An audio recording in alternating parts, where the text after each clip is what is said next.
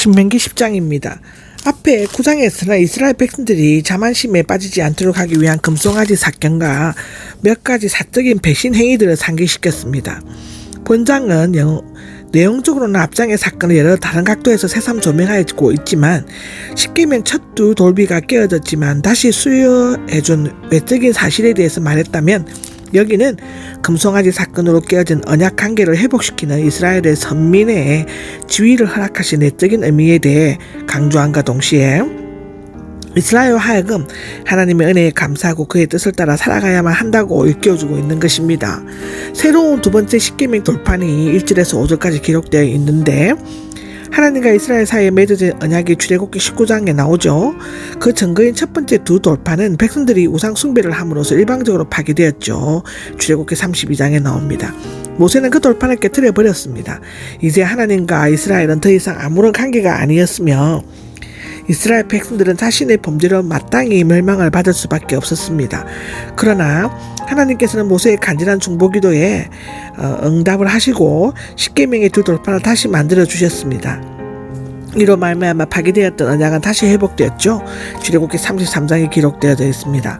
이스라엘은 하나님의 백성으로 다시 되돌아갈 수 있게 되었고 이것을 증명하기 위해서 하나님께서는 십계명에 기록된 두 돌판과 그것을 보관할 궤를 만들라고 지시하였습니다. 모세는 하나님께로부터 새로운 십계명판을 받아 언약궤 안에 보관하였죠. 이것이 고대 근동에서 종주권 조약을 제정할 때 흔히 볼 수 있었던 일이기도 했다고 합니다.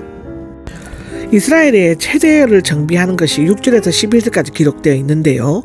금송아지 숭배 사건으로 파괴됐던 언약관계가 회복된 데 이어 이스라엘 백성이 강야 생활을 하면서 장차 제사장 나라가 되기 위해 체제를 정비하고 신정국가로서의 기틀을 마련한 사실이 되돌아보고 있는 것입니다.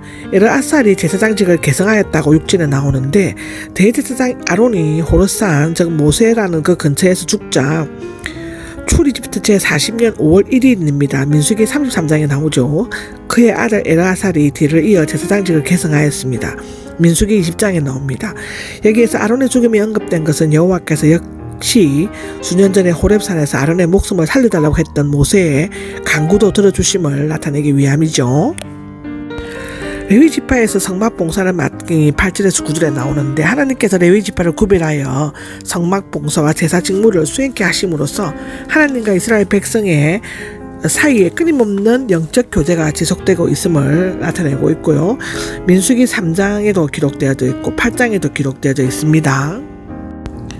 모세의 중보 사역이 기록되어 있는데 모세는 두 번째로 40일 밤낮 산에 있을 때 금식과 중보기도에 전념하였습니다. 백성을 멸망시키지 않기로 약속하신 하나님은 모세에게 백성보다 먼저 앞장서서 길을 떠나 맹세한 땅에 들어가 그 땅을 차지하라고 말씀하셨죠.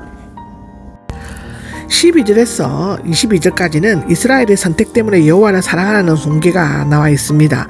하나님의 큰 은혜를 입은 이스라엘이 하나님을 사랑하고 그의 계명에 순종하는 것은 은혜를 받은 자의 마땅한 도리이며 그를 향한 하나님의 뜻인 것이죠. 첫째로는 하나님께 대한 도리인데 모세는 여호와께서 요구하시는 것이 무엇이냐고 묻고는 지켜야 할 도리에 대해서 4가지로 언급하고 있습니다. 첫째, 하나님을 경외하라. 둘째, 하나님의 모든 길을 따라가라. 셋째, 하나님을 사랑하라입니다. 하나님을 나보다 먼저 생각하고 인격적인 애정을 보여야 한다는 것이죠. 네 번째는 하나님을 섬기라입니다. 마음과 성품을 다하여 하나님을 섬기고 그의 일에 온전히 헌신해야 한다는 것이고 다섯 번째는 하나님의 계명과 규례를 지켜라입니다. 여호와의 계명과 규례를 지키는 것은 무거운 짐이 아니라 자신의 행복을 위한 것이죠.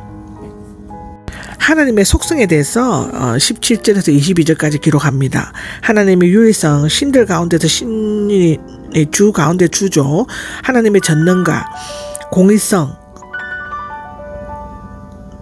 자비성 이 모든 것을 강조함으로써 하나님의 속성을 완전히 깨달아라 알아 그가 원하시고 기뻐하시는 뜻에 올바르게 준행해야 할 것을 교훈하고 있습니다.